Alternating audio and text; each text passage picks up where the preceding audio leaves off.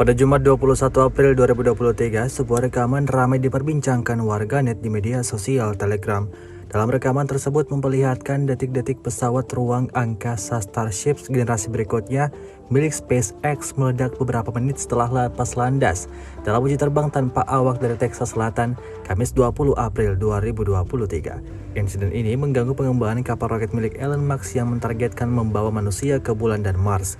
Uji terbang pertama untuk Starship ini menggunakan roket Super Heavy baru perusahaan, dan peluncuran pertama untuk pendorong tingkat rendah itu yang disebut-sebut SpaceX sebagai kendaraan peluncuran paling kuat di bumi.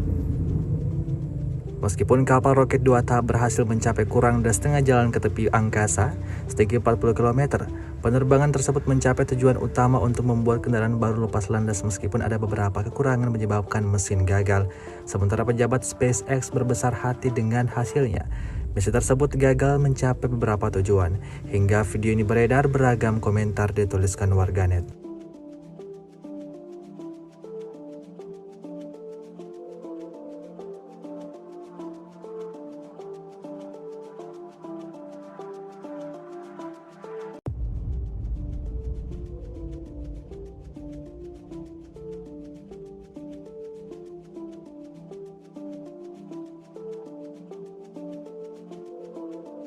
Terima kasih sudah nonton.